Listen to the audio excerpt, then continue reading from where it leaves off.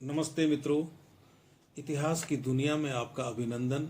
मध्यकालीन भारतीय इतिहास के अंतर्गत हम सल्तनत काल की चर्चा कर रहे हैं।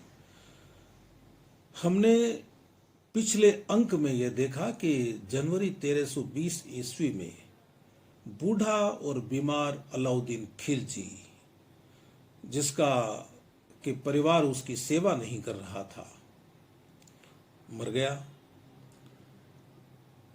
परिवार के दूर रहने का फायदा अलाउद्दीन खिलजी के गुलाम मलिक काफूर ने उठाया। मलिक काफूर वही व्यक्ति जिसे नुसरत खान ने कभी गुजरात से खरीदा था और अलाउद्दीन को सौंपा था। बहुत खूबसूरत था, हिजड़ा था।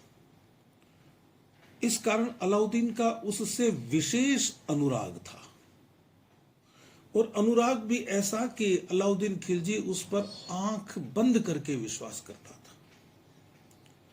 जब मलिक काफूर को यह पता चला कि अलाउद्दीन के परिवार के लोग उसके निकट नहीं आ रहे हैं, तो उसने अलाउद्दीन खिलजी के चारों तरफ अपने लोगों का एक घेरा बना लिया। कहते हैं कि वह अलाउद्दीन को थोड़ा थोड़ा जहर देने लगा। तो बूढ़ा था, बीमार था, और उसके बाद उसे जहर भी दिया जाने लगा तो वह मर गया। उसके मरते ही मलिक काफूर ने प्रमुख अमीरों की एक बैठक बुलाई और उसमें एक नकली उत्तराधिकार पत्र प्रस्तुत किया, जिसके अनुसार अलाउद्दीन खिलजी चाहता था कि उसके छोटे बेटे उमर खां को सुल्तान बनाया जाए। प्रमुख सरदारों के पास, प्रमुख अमीरों के पास मलिक काफूर के प्रस्ताव को मानने के अलावा कोई विकल्प नहीं था। सबको अपनी अपनी जान की पड़ी थी। तो उमर खां को शिहाबुद्दीन उमर के नाम से गद्दे पर बिठा दिया गया। मलिक काफूर उसका संरक्षक बन गया। मलिक काफूर ने अलाउद्दीन खिलजी की विधवा कमला देवी, जो उमर खां की मां थी, उससे शादी भी कर ली, जबकि वह हिजड़ा था। मलिक काफूर ने अलाउद्दीन खिलजी के पुत्रों को अंधा करवा दिया। इसी क्रम में अलाउद्दीन खिलजी के एक बेटे मुबारक को अंधा करने के लिए जब मलिक काफूर के आदमी गए, तो मुबारक ने उन्हें अपनी तरफ कर लिया। नतीजा यह हुआ कि मलिक काफूर की हत्या कर दी गई। तो 35 दिनों तक मलिक काफूर ने शिहाबुद्दीन उमर की आड़ में शासन किया। उसके बाद 1316 से लेकर 1320 तक मुबारक खिलजी ने शासन किया, लेकिन वह बड़ा अयोग्य सुल्तान सिद्ध हुआ। जब वह सुल्तान बना था तो उसकी आयु ज्यादा नहीं थी, 17-18 साल का लड़का था। लेकिन उसने अलाउद्दीन खिलजी के बनाए हुए सारे नियमों को ढीला कर दिया। अमीरों को उसने खूब धन दिया, खूब उनको राजी रखा ताकि वे उसके पक्ष में बने रहें, और खुद इतना विलासिता में इतना नीचे गिर गया कि महिलाओं के वस्त्र पहन के वह गलियों में नाचने लगा, महल में नाचने लगा, सभाओं में नाचने लगा, अमीरों के घर जाकर नाचने लगा। महल में वेश्याओं का आना जाना हो गया। वे वेश्याएं अमीरों को कुछ समझती नहीं थी, उनका अपमान करती थी। बहुत सारी बातें मैं बता चुका हूं पिछले अंक में। मुबारक खिलजी ने एक काम लगभग वैसा ही किया जैसा कभी अलाउद्दीन खिलजी ने किया था। अलाउद्दीन खिलजी ने मलिक काफूर को मुंह लगाया, तो इसने गुजरात के एक सामान्य दास हसन को मुंह लगाया। मलिक काफूर ने अलाउद्दीन खिलजी को दक्षिण जीत कर दिया तो सही, लेकिन यह हसन तो किसी भी योग्य नहीं था। उसको खुसरो खां की तो उपाधि दे दी गई। बात वही है जो अलाउद्दीन खिलजी और मलिक काफूर के बीच थी। मुबारक खिलजी का भी इस हसन से अत्यधिक अनुराग था, और यह हसन, जिसे उसने खुसरो का नाम दिया, बड़ा चतुर था, और उसने मुबारक खिलजी के चारों तरफ एक घेरा बना लिया। अपनी एक छोटी मोटी सेना भी खड़ी कर ली उसने, और आप यह समझ लीजिए कि एक दिन मुबारक खिलजी की हत्या हो गई। मुबारक खिलजी मारा गया। बड़ा मुबारक खिलजी ने तो सोचा ही नहीं था कि यह भी हो सकता है क्या। जब उसको मारने के लिए लोग आए, शोर हुआ, तो उसने मलिक का हसन उसके पास ही बैठा था। तो उसने पूछा हसन को कि ये शोर किसका है। बोले कुछ घोड़े खुल गए, उनको पकड़ा जा रहा है। जैसे ही षड्यंत्रकारी ऊपर आए तो मुबारक खिलजी भागा अंदर के कमरे में, लेकिन खुसरो खां ने उसे बाल पकड़कर खींच लिया और फिर वह मार दिया गया। गद्दी पर बैठ गया खुसरो खां। खुसरो खां के बारे में एक बात ध्यान रखने की है कि वह एक धर्म परिवर्तित मुसलमान था। तो खासतौर से बर्नी का जिक्र हमको मिलता है। बर्नी लिखता है उसके बारे में कि उसके मन में हिंदू धर्म के प्रति अपनी निष्ठा जाग उठी। तो उसने क्या किया कि चारों तरफ ऐसे लोगों को नियुक्त किया जो धर्म परिवर्तित हिंदू थे। जहां जहां जगह मिली वहां वहां उसने उन लोगों को, मैं साधारण भाषा का इस्तेमाल करूं तो, फिट कर दिया वहां कि आप लोग ही अब ध्यान रखेंगे, क्योंकि आपके साथ का व्यक्ति सुल्तान बना है। फिर उसने ये भी किया, बताया कि भाई महल में उसने मंदिर बनवा दिए। जो मूर्तियां रखवाई, उन मूर्तियों को कुरान के ऊपर रखवाया गया, और कुछ और भी काम उसने किए। अब बर्नी के इस विवरण पर कितना विश्वास किया जाए, यह बड़ा महत्वपूर्ण प्रश्न है।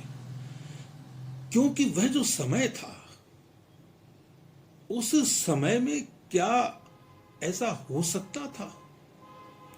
चारों तरफ जो लोग थे वे सभी मुसलमान थे, लेकिन बर्नी के विवरण में कुछ सच्चाई तो हो ही सकती है। तो क्या हुआ कि उसके इन कामों से तुर्की अमीर बहुत नाराज हो गए कि ये क्या सुल्तान बना है, यह तो इस्लाम की सारी परंपराओं को ही नष्ट कर रहा है। यह तो किसी निम्न कुल में जन्मा हुआ व्यक्ति है जो सुल्तान के पद पर बैठने के योग्य नहीं है। तो क्या किया जाए? वही जो अब तक होता आया है सल्तनत में। खुसरो के खिलाफ षड्यंत्र किया गया, और इस षड्यंत्र का नेतृत्व करने वाला व्यक्ति था वह एक पुराना वफादार सेनापति था जिसका नाम था गाजी मलिक। गाजी मलिक दीपालपुर में नियुक्त था, और वह तो जलालुद्दीन खिलजी के समय भी अच्छी स्थिति में था, अलाउद्दीन खिलजी के समय भी अच्छी स्थिति में था, मुबारक खिलजी के समय भी वह दीपालपुर का व्यवस्थापक था, दीपालपुर संभालता था। तो क्या हुआ कि अमीर इस समय ढूंढ रहे थे कि किसके नेतृत्व में और तख्ता पलट किया जाए।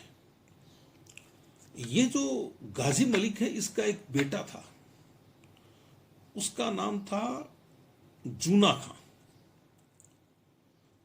फखरुद्दीन जूना खां। वही फखरुद्दीन जूना खां जो आगे जाके मोहम्मद तुगलक बनेगा, जिसे हम मोहम्मद तुगलक कहते हैं। वह भागा भागा पिता के पास गया दीपालपुर। उसने जाकर कहा कि इस समय हम दिल्ली पर कब्जा कर सकते हैं पिताजी, तो गाजी मलिक ने माहौल को परखा, लोगों से संपर्क किया, तो उसे इस बात का आश्वासन मिला कि यदि वह नेतृत्व संभाले तो दिल्ली के बहुत सारे अमीर उसके पीछे हो सकते हैं। तो वह अपनी फौज लेकर चला, दीपालसर से फौज लेकर चला। तो भाई खुसरो खां के पास तो कुछ था ही नहीं, मुकाबला करता भी कैसे। लेकिन फिर भी उसका खुसरो खां का भाई था इसामुद्दीन, उसने सिरसा के निकट मुकाबला भी किया गाजी मलिक का, लेकिन उसको भागना पड़ा इसामुद्दीन को वहां से। तो इस तरह से गाजी मलिक है वो दिल्ली में प्रवेश कर जाता है। आप इस चीज को इस तरह से समझ सकते हैं। यद्यपि खुसरो खां ने कोई होशियारी कम नहीं दिखाई। उसने अपने सैनिकों से कहा कि मैं आपको बढ़ी हुई तनख्वाह दूंगा, आपको मैं अग्रिम वेतन दे दूंगा, और आप तो बस वो जो गाजी मलिक आए तब उसका मुकाबला करना, अपने सुल्तान की रक्षा करना। लेकिन गाजी मलिक एक व्यवस्थित सेना लेकर आया था, उसके सामने खुसरो खां टिक नहीं सकता था। खैर खुसरो पूरी तरह पराजित हुआ और मार डाला गया। अब उसके बाद में गाजी मलिक के सामने प्रश्न यह आया कि गद्दी पर वह कैसे बैठे। बैठना तो उसे था ही, लेकिन वह बहाना क्या बनाए। यद्यपि उस समय जितने भी अमीर थे उनमें वह सबसे ज्यादा प्रभावशाली था, क्योंकि उसने खुसरो खां को पराजित किया है ना। तो जब उसने बुलाया अमीरों को, बुलाकर कहा भाई देखो, मैं कोई सुल्तान बनने नहीं आया हूं, मैंने तो उन लोगों से बदला लिया है जिन्होंने मेरे स्वामी का यानी अलाउद्दीन खिलजी का बुरा किया था।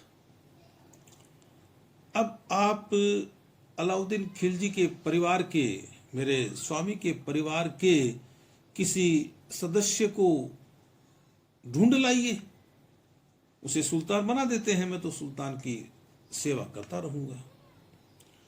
तो अमीरों ने कहा कि साहब अलाउद्दीन खिलजी के परिवार का कोई व्यक्ति जीवित ही नहीं है। तो फिर उसने कहा कि नहीं नहीं नहीं, हाँ हम गद्दी पर नहीं बैठेंगे, हम सुल्तान बनना नहीं चाहते, हम बूढ़े हैं वैसे भी।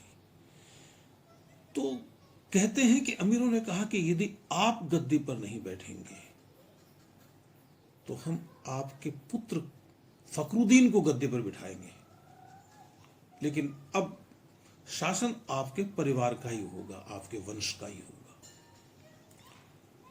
यह सुनकर गाजी मलिक ने ताज ग्रहण कर लिया।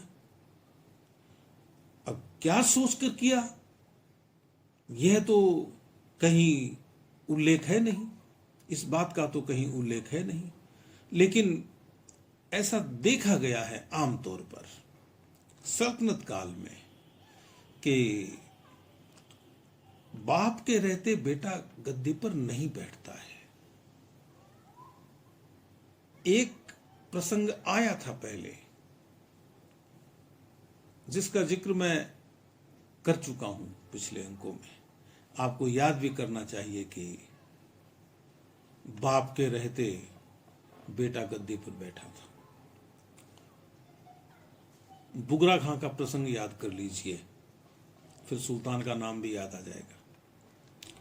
खैर, तो यदि मान लीजिए बेटा गद्दी पर बैठ भी गया तो वह अपने बेटे को जानता तो था ही, उसका स्वभाव तो कि कहीं जान से हाथ नहीं धोना पड़े।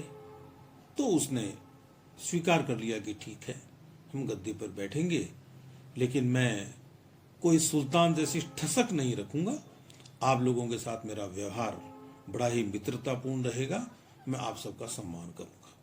तो गयासुद्दीन तुगलक शाह के नाम से सितंबर 1320 में ये एक नया व्यक्ति गद्दी पर बैठा, एक नया राजवंश उदित हुआ सल्तनत में, जो तुगलक राजवंश के नाम से जाना जाता है। इस तुगलक राजवंश में भी क्या है कि 3 बड़े सुल्तान हुए हैं। पहला तो ये गयासुद्दीन तुगलक, जो जिसको 4.5 साल ही मिले, 1320 से लेकर 1325 तक। उसके बाद रहा फिरोज तुगलक, नहीं, उसके बाद रहा मोहम्मद बिन तुगलक, जो 1325 से लेकर 1351 तक गद्दी पर बैठा। मोहम्मद तुगलक के बाद में गद्दी पर बैठा फिरोज तुगलक। फिरोज तुगलक रहा 1351 से लेकर 1388 ईस्वी तक। फिरोज तुगलक के बाद में जो उत्तराधिकारी आए वे योग्य नहीं थे, तो 1388 से लेकर 1414 का जो समय है वह एक तरीके से संक्रमण का समय है, संक्रमण काल है वह। तो ये जो गयासुद्दीन तुगलक था, यह भी तो बूढ़ा था, जिस तरह से जलालुद्दीन खिलजी बूढ़ा था। अब एक बात और भी आती है कि इस वंश का नाम तुगलक वंश क्यों पड़ा। तो कुछ इतिहासकार तो कहते हैं कि साहब तुगलक इसकी जाति थी, इसके वंश का नाम था इसलिए पड़ा। कुछ इतिहासकार कहते हैं कि यह गाजी मलिक का नाम ही था तुगलक, तो फिर तुगलक वंश नाम पड़ गया। अब जो भी हो, ये आगे तुगलक वंश चला, और इस तुगलक वंश में मैंने बता दिया कि 3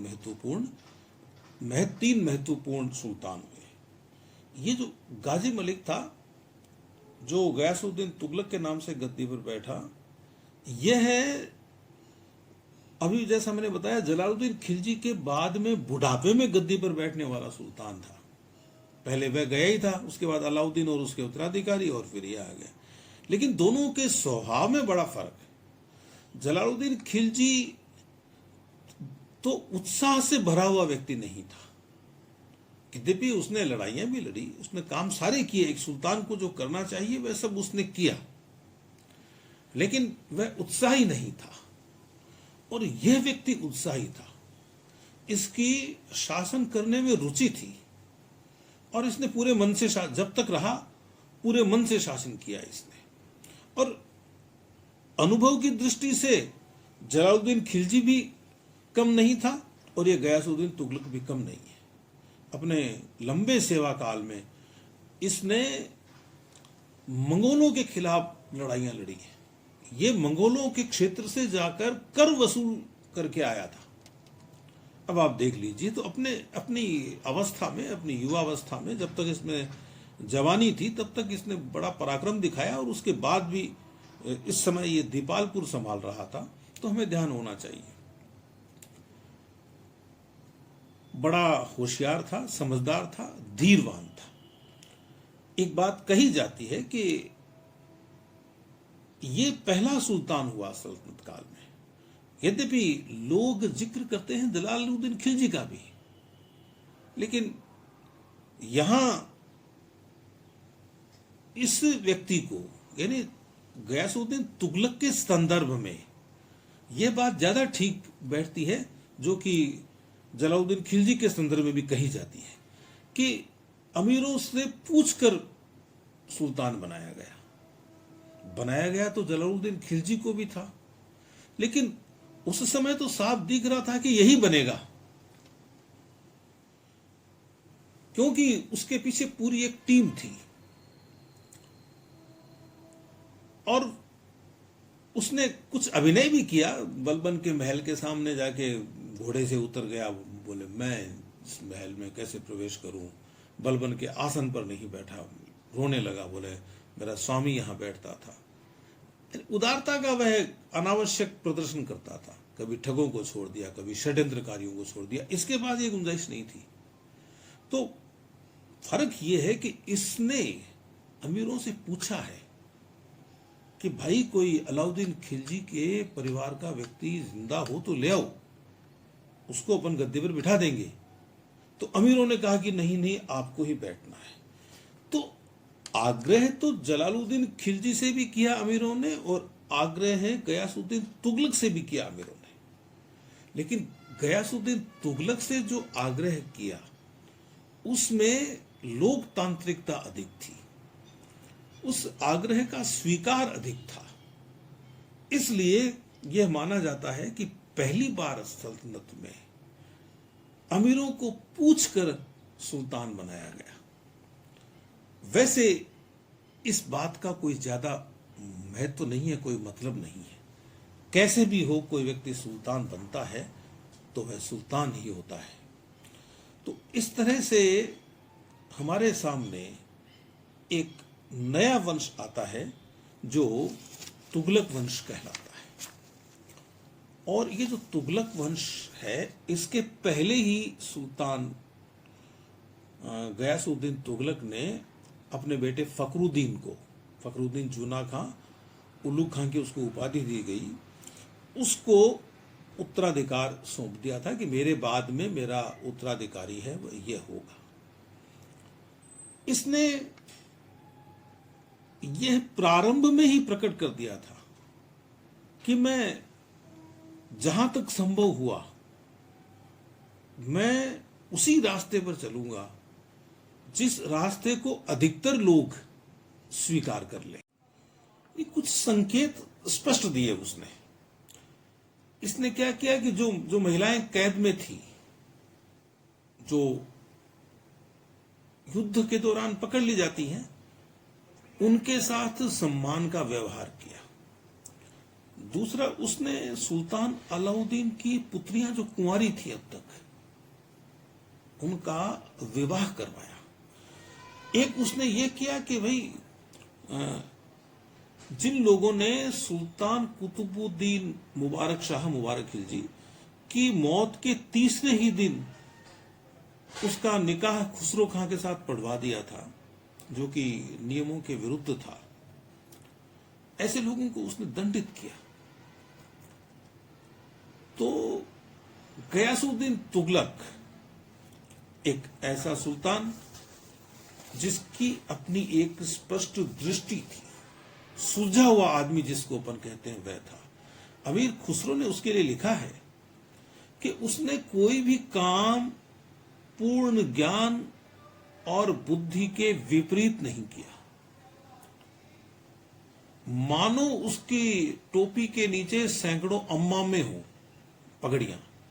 मतलब यह है कि एक व्यक्ति है, वह अनेक व्यक्तियों का विवेक रखता था, इसे आप यूं समझ सकते हो। और जब उसने अलग अलग पदों पर अलग अलग लोगों को नियुक्त किया, तो उसमें भी उसने यह ध्यान रखा कि भाई मैं समकक्षों में प्रथम जैसा ही दिखूं, यानी कहीं ऐसा लगे नहीं कि मैं कोई सुल्तान हूं और सुल्तान होने के नाते अमीरों का आदर कम करता हूं, ऐसा नहीं लगना चाहिए। अलाउद्दीन के समय के बचे हुए जो अमीर थे, यहां तक कि जलालुद्दीन खिलजी के समय के बचे हुए लोगों को, अमीरों को भी इसने ठीक ठाक पद दिए, अच्छे सम्मानजनक पद दिए उनको, उनका रुतबा बरकरार रखा। यह ध्यान रखने की बात है। इसके समय में कोई विद्रोह भी नहीं हुआ है। एक कभी उमैद का विद्रोह आता है, बाकी ज्योतिषी भी था उमैद, वो एक अलग विषय है, उसकी चर्चा कभी करेंगे। तो इस तरह से अलाउद्दीन खिलजी ने जो नाराज करने का काम किया था धर्माधिकारियों को, इसने धर्माधिकारियों को राजी रखने का काम किया, बिना उनको कोई विशेष अत्यधिक अधिकार दिए उनका मान सम्मान बरकरार रखने की कोशिश की। एक प्रसंग है, वह हमें जरूर ध्यान में रखना चाहिए इसके समय का, वह है निजामुद्दीन औलिया के साथ इसका विवाद। एक बात तो यह है कि जो निजामुद्दीन औलिया है, उसके पास इसके बेटे जूना खां का आना जाना था। और जूना खां महत्वाकांक्षी नौजवान था। उसके लक्षण गयासुद्दीन को दिखाई देने लगे थे।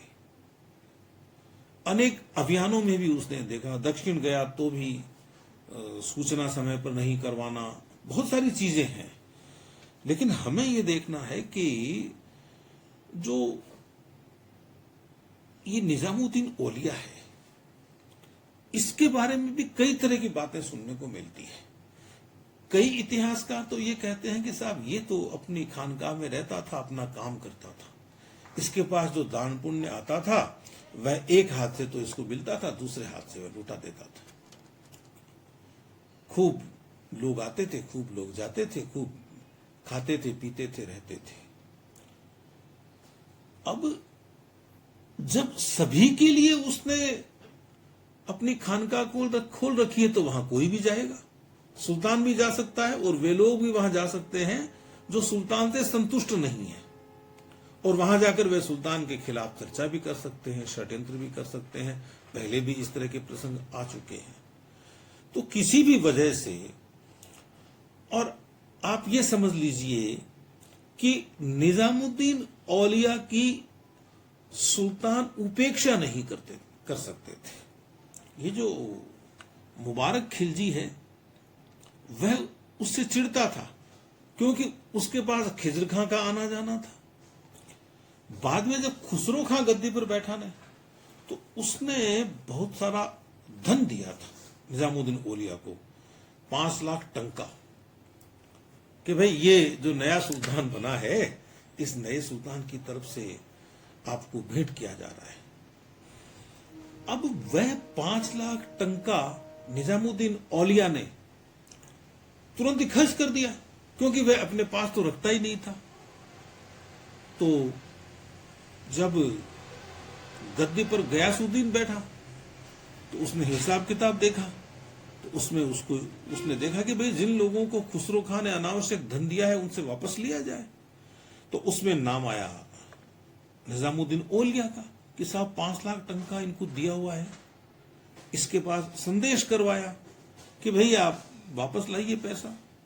तो निजामुद्दीन औलिया ने कहा भाई वो पैसा तो मुझे दान के लिए मिला था, मैंने तो सारा पैसा दान कर दिया, मेरे पास तो है नहीं। साथ ही जो निजामुद्दीन औलिया से जो अमीर चिढ़ते थे या जो दूसरे धर्माधिकारी चिढ़ते थे, उन्होंने भी शिकायतें की कि ये तो गलत बात है। और एक शिकायत और की कि वो जो निजामुद्दीन औलिया है वो अपने यहां समा करवाते हैं। समा इस तरह की महफिल थी जिसमें लोग इकट्ठे होते थे, गाते थे, बजाते थे और अपने ईश्वर को याद करते थे। उनका एक तरीका था। तो ये बोले इस्लाम के खिलाफ है ये काम। तो सुल्तान ने कहा भाई निजामुद्दीन औलिया को बुला लो और आप लोग बैठ जाओ, आप लोग चर्चा कर लो, जो निष्कर्ष निकलेगा मैं वह बता दूंगा कि आपकी चर्चा से मुझे ये समझ में आई है बात, बुला लो उनको। निजामुद्दीन औलिया आ गया वहां, बोले भाई बोलो क्या बात है। तो बोले आप सिद्ध कीजिए कि ये जो आप नाच गाने करवाते हैं ये सही है। तो उन्होंने ये मतलब ठीक नहीं है, इस्लाम के खिलाफ है। तो औलिया ने कहा भी आप हदीस देख लीजिए, हदीस में अनुमति है। हमीदुद्दीन नागौरी का आप फतवा देख लीजिए, उसमें अनुमति है, तो कुछ गलत नहीं है। तो वहां हंगामा हो गया। अब सुल्तान बोला नहीं तो लोग ये कहते हैं कि साहब सुल्तान नहीं बोला, वो खिलाफ था निजामुद्दीन औलिया के। लेकिन जो निर्णय हुआ वह यह हुआ कि इसकी जो गतिविधियां हैं वे जायज है निजामुद्दीन औलिया की। तो निजामुद्दीन औलिया की गतिविधियां जायज हैं, तो इसका मतलब यह है कि कोई सुल्तान बहुत ज्यादा रुष्ट नहीं है, वरना वह यह फैसला दे सकता था कि बंद कराओ सब। दूसरा पक्ष यह भी है कि यदि वह ये गतिविधियां बंद करा देता तो लोगों में बहुत नाराजगी होती, असंतोष होता। तो निजामुद्दीन औलिया से रुष्ट होते हुए भी उसकी मजबूरी थी कि वह समा की अनुमति दे। खैर जो भी हुआ, अब इस घटना को या इस नाराजगी को लोग जोड़ते हैं गयासुद्दीन तुगलक के बंगाल अभियान से। गयासुद्दीन तुगलक बंगाल गया था और पीछे से वह जो काम है वह सौंप कर गया था, राजधानी सौंप कर गया था जूना खां को, क्योंकि उसके पास कोई विकल्प तो था नहीं, तो वह जूना खां को सौंप के जाएगा। वहां खबर यह मिली सुल्तान को कि जूना खां निजामुद्दीन औलिया के यहां बहुत ज्यादा जा रहा है और ये संकेत शुभ नहीं है। किसी ज्योतिषी ने भी कोई भविष्यवाणी की बताई कि इस अभियान के बाद सुल्तान जिंदा नहीं बचेगा। तो सुल्तान ने मैसेज करवाया, संदेश भिजवाया निजामुद्दीन औलिया को कि मैं आऊंगा और आपको दंडित करूंगा, मेरे आने से पहले आपको दिल्ली खाली कर देनी चाहिए, आप दिल्ली से चले जाइए। तो कहते हैं कि निजामुद्दीन औलिया ने जवाब भिजवाया कि हनूज दिल्ली दूरस्थ, अभी दिल्ली दूर है। ये बात ही चल पड़ी, लोग बातों बातों में कह भी देते हैं कि अभी दिल्ली दूर है। खैर, जूना खां ने पूरी तैयारी कर रखी थी सुल्तान को मारने की। तो सुल्तान का एक महल था, वह महल आप यह समझ लीजिए कि दिल्ली से थोड़ा सा बाहर था और उस महल के पास ही एक नई जगह बनाई गई। यानी सुल्तान का महल तो था तुगलकाबाद में, जो इसी ने बसाया था, गयासुद्दीन तुगलक ने, और बड़ा भव्य महल बनाया था। तुगलकाबाद दूर से ही चमकता था उसका महल। देख लीजिए, खूब उसने टनों सोना गलवा के वहां एक हौज में डलवा दिया था कि संकट के समय कभी काम आएगा। तो उसका मन वही था। तो जूना खां ने सुल्तान को मैसेज करवाया कि भाई आपके दिल्ली में प्रवेश का या आपके तुगलकाबाद में प्रवेश का मुहूर्त है, एक विशेष मुहूर्त है, आप उसी में प्रवेश कीजिए। तो अपने पिता के स्वागत के लिए उसने तुगलकाबाद के पास ही अफगानपुर में एक महल बनवाया, लकड़ी का महल। बोले आप यहां विश्राम कीजिए और जब उपयुक्त मुहूर्त होगा तब आप राजधानी में प्रवेश कर जाइए अपनी में। वहां सुल्तान आ गया। फिर बाद में जूना खां ने कहा कि भाई हाथियों का प्रदर्शन हो रहा है, तो आप आइए, आप हाथियों का प्रदर्शन देखिए। तो कहा ठीक है। अब व्यवस्था यह की गई थी कि किसी एक तरफ में हाथी चलेंगे, गुजरेंगे, किसी एक साइड से चलेंगे तो दूसरी साइड ऊंची होकर महल गिर जाएगा, ऐसा कहते हैं। कई जगह ये लिखा मिलता है कि जैसे ही भोजन करने के बाद में सुल्तान उठा, हाथ धोने लगा, तो उसको पीछे से पकड़ लिया गया और मार दिया गया। ये महल गिर गया। अब अनेक इतिहासकार हैं जो दोषी मानते हैं जूना खां को कि इसने बाप का मर्डर किया। कुछ इतिहासकार उसको इस दोष से मुक्त भी करते हैं कि यह एक दुर्घटना थी, लेकिन लकड़ी के उस महल के गिरने के बाद उसका मलबा उठाया गया, सुल्तान को निकाला गया। कुछ कहते हैं कि सुल्तान जिंदा निकला, उसको मार दिया गया। कुछ इतिहासकार कहते हैं कि अपने छोटे बेटे महमूद के ऊपर झुका हुआ था गयासुद्दीन तुगलक। तो वहीं तुगलकाबाद में उसने अपना मकबरा बनवा रखा था पहले से ही बहुत जोरदार, उसी मकबरे में उसको दफना दिया गया। तो इस तरह से एक षड्यंत्र के साथ गयासुद्दीन तुगलक का शासन खत्म होता है। इसके बाद मोहम्मद बिन तुगलक गद्दी पर बैठता है 1325 से लेकर 1351 तक। तुगलक बड़ा विवादास्पद सुल्तान रहा है। कुछ ने तो इसको पागल सुल्तान भी कहा है। इसकी कुछ योजनाएं थी जो विफल रही, लेकिन उनकी चर्चा बहुत होती है। तो अगली बार जब अपन मिलेंगे तो मोहम्मद तुगलक की योजनाओं पर चर्चा करेंगे। तब तक अपने इस दोस्त को आप अनुमति दीजिए। नमस्कार।